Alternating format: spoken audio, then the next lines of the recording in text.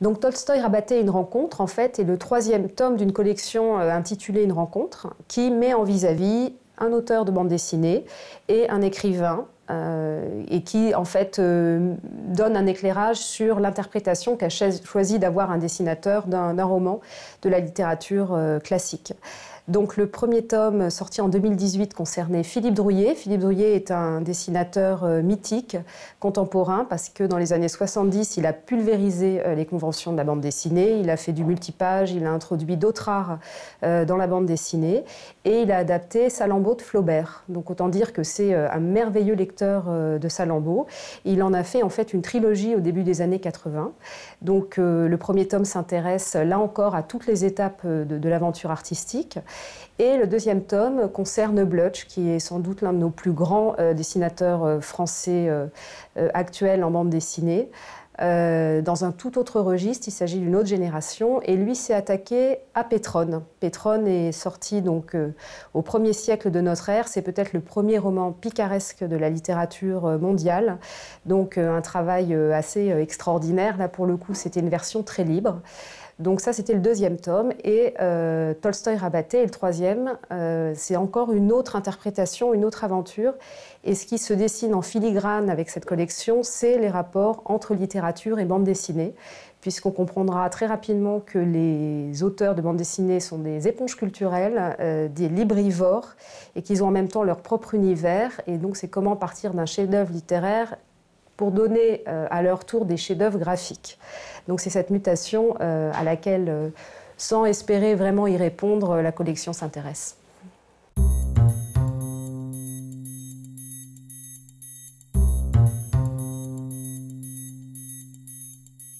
Bon, Pascal, ça fait 22 ans qu'on ne s'est pas vu, mais c'était comme hier.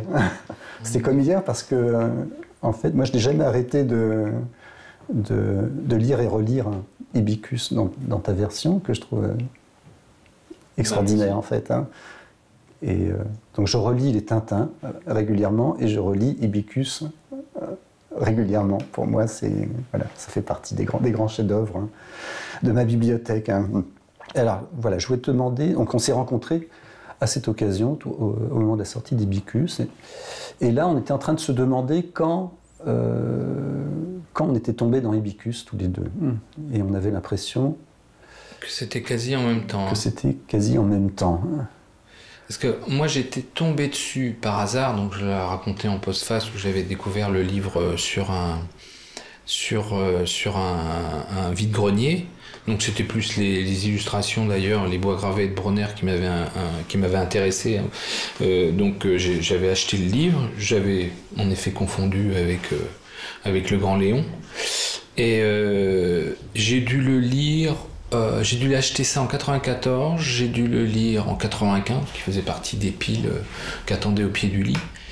Moi j'ai lu le roman Ibicus comme un roman un peu à charge, c'est à charge, et j'ai voulu justement en faire le roman l'histoire d'un individu certes médiocre, mais quand même attachant. Enfin je voulais l'humaniser. Oui. Et je sais pas si j'y suis arrivé, mais je voulais pas en faire le terreau que tu décris, c'est-à-dire ce personnage qui va être pas le porte-, si il le reste, mais tu vois c'est quelqu'un qui va jamais grimper pour moi, qui va rester toujours à, il va retomber dans les travers de la société, il va rechuter, il va remonter, il va rechuter. Pas de réussite. Pour moi, c'est quelqu'un qui est autant dans l'échec que dans la... Et puis il est sans morale surtout. Oui. C'est pour ça qu'on n'arrive pas à être en empathie avec lui, qu'on est toujours détaché. Il n'y avait pas que ça, moi, quand j'ai découvert le texte, c'était que je trouvais que la période artistique était extrêmement riche en Europe, partout en fait. C'était Europe et Russie, puisqu'il y a eu le constructivisme, il y avait l'école de Paris en France, et puis il y avait les expressionnistes en Allemagne, enfin le tout début. Et du coup, d'adapter ce texte-là, moi ça me permettait aussi de casser en fait tout mon registre d'images et ma façon de représenter les choses. Donc je me suis inspiré à la fois de l'expressionnisme allemand et du constructivisme. Rodchenko, c'était des coupes franches, des compositions extrêmement carrées. Enfin, il y avait beaucoup de déséquilibre. Et des points de vue aussi, parce que Rodchenko, c'est aussi les contre-plongées, les plongées, les vues en biais, ça on retrouve... Et en plus, c'est des superpositions d'images, parce qu'il y a un moment des reflets, il y a tout un travail de reflets ou de miroirs cassés. Enfin, c'était pas vouloir mélanger, mettre des fausses pistes, mais c'était que plastiquement, moi, ça me permettait d'aller dans un ailleurs, enfin, dans quelque chose qui était un peu moins confortable pour moi, mais qui était de l'ordre de l'expérimentation et du travail sur à la fois la coupe et à la fois, comme tu le disais tout à l'heure, sur le flou. Où l'image, la bande dessinée est intéressante pour ce qu'elle représente et pour ce qu'elle ne représente pas. C'est comme dans tout. Mais c'est-à-dire que sur ce projet, moi je me suis mis à cadrer, à décadrer, à couper, à faire à jouer sur la mise au point. Ce que permet pas trop le dessin au trait, parce que du coup on se retrouve avec quand même des cernes. On peut oublier un décor avec le dessin, mais on n'est pas sur... comment dire, on oublie un décor, mais c'est tout d'un coup un artifice, quelque chose qui se voit et qui s'affirme.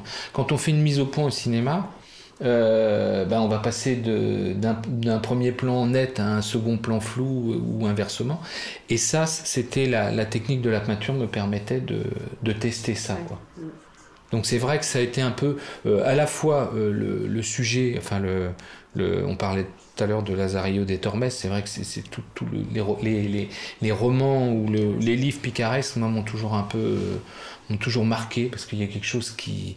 Surtout quand ça se passe sur une période assez courte, parce qu'après, quand je ne viendrai jamais à l'idée de faire Don Quichotte, je crois que je préférais d'ailleurs Lazarillo des Tormes à Don Quichotte, mais une période courte permet de travailler le caractère des personnages, je trouve, et sur l'évolution justement de 4 ans. Enfin bon, ça fait quand même 550 pages, donc je me disais qu'il y avait 4 ans, j'allais pouvoir m'attarder sur certains moments et jouer sur le côté à la fois sombre et le côté sombre et le côté gris aussi des choses. Il y avait quelque chose de cet ordre-là, où mon personnage, il est fait à la peinture, mais c'est une savonnette.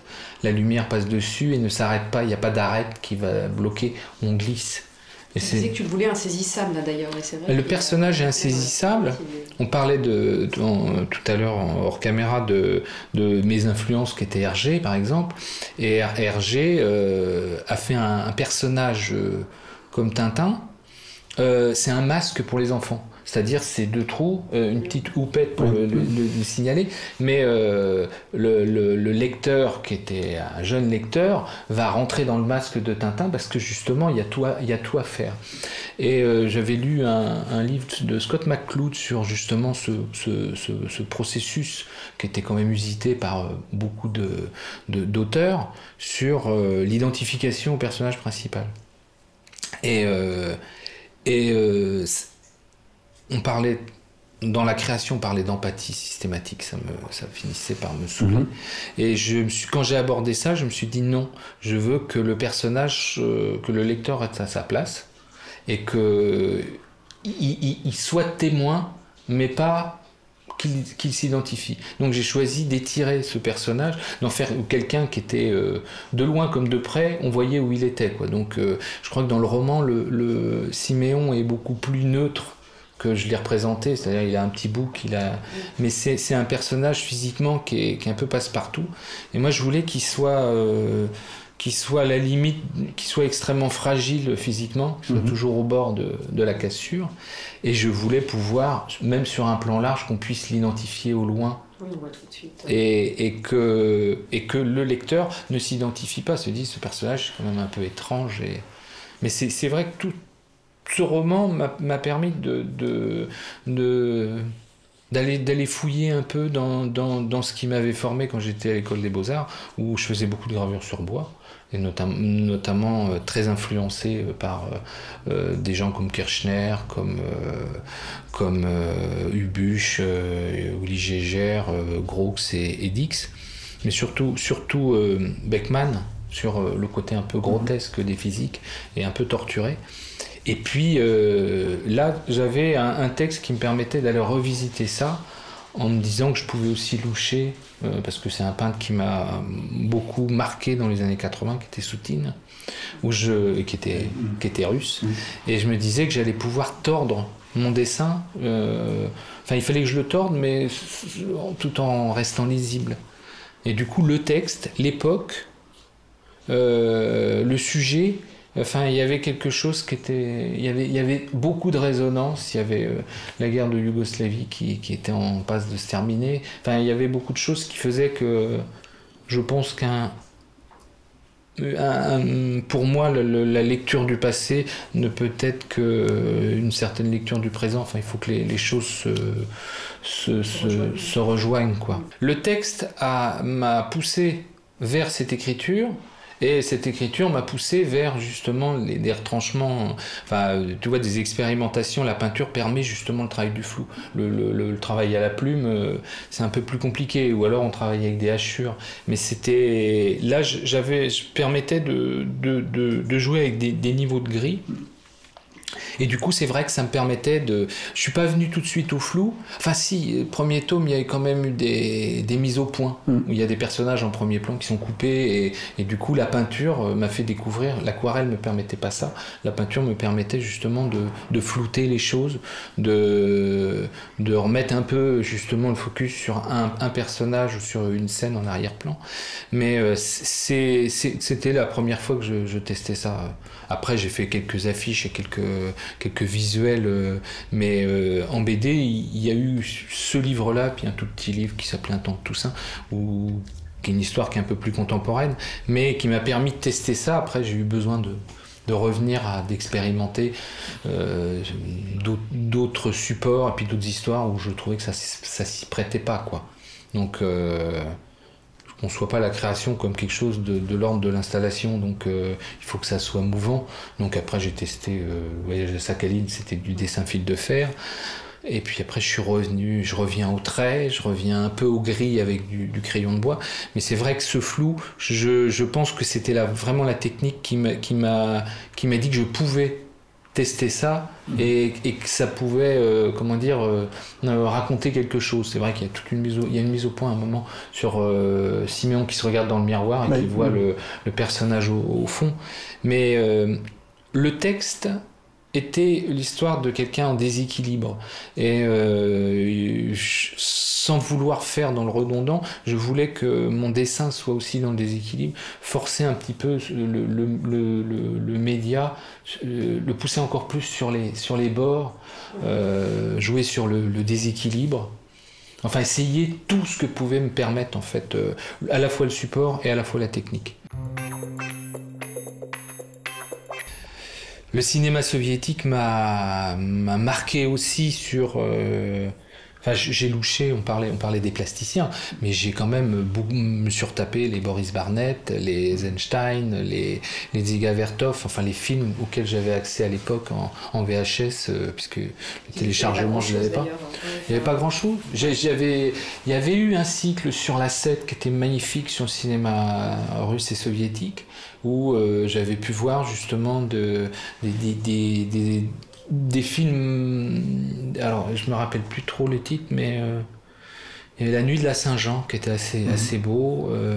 Il y avait un cycle sur la 7 qui m'avait permis d'avoir accès, de voir.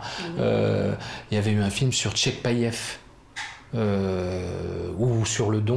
Et il y a eu tout un cycle, enfin c'était vraiment la croisée de la culture, ça tombait superbement bien. Il y avait eu un cycle cinéma soviétique c'était sur la 7, parce que Arte n'existait pas encore, je crois, et il y avait eu 2-3 films qui étaient passés au cinéma de minuit. Mais du coup, c'est vrai que Eisenstein, je l'avais acheté en VHS pour revoir un peu comment il composait ses images. Et le cinéma soviétique utilisait des courtes focales qui étaient très peu utilisées en Europe, qui permettaient d'avoir une espèce de profondeur de champ où il y avait deux cinémas qui parlaient des espaces. Il y avait le cinéma soviétique et le cinéma américain. Le cinéma français c'est pas un cinéma d'espace, c'est un... Alors après, moi, je mettais ça sur la configuration des villes, des routes un peu courtes, mais je pense que ça vient aussi du rapport à la lecture des personnages. On les inscrit peu dans l'histoire, on est toujours collé à eux.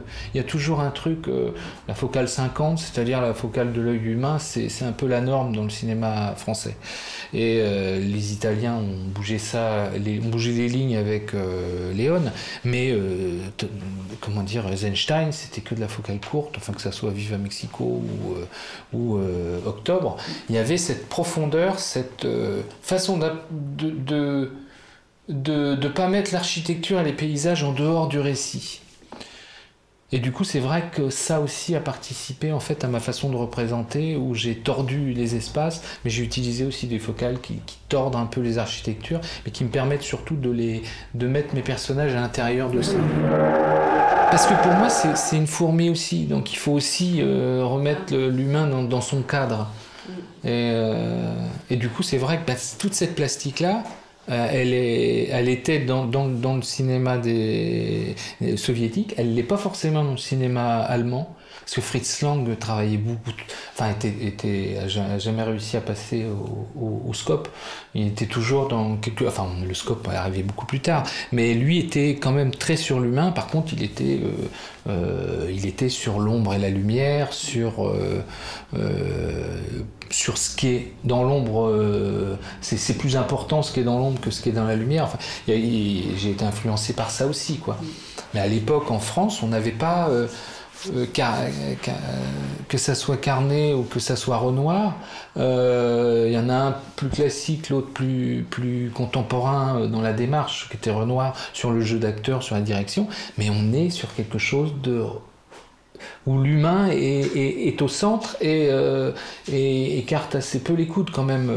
Je pense qu'on a peur de perdre le personnage quand le plan est trop loin. Alors que ça soit dans les films spaghetti de Léon ou dans les films soviétiques, tu vois, on voit une toute petite silhouette, on va la voir, parce qu'ils vont réussir à centrer, à ce qu'on aille la chercher, cette silhouette. Bon, il y a Tati. Mais Tati, lui, c'était la machine, c'était l'individu au milieu de la machine. Mais on a heureusement des contre-exemples, mais c'est vrai que c'était vers le cinéma soviétique ou fordien, parce que c'est plus Ford ou Anthony Mann, moi, qui m'ont marqué sur la façon de faire circuler les personnages au milieu de décors plus ou moins déserts. Mais j'ai pas été influencé en effet par le cinéma, mis à part le cinéma allemand, par le cinéma français, il m'a pas influencé là-dessus, quoi.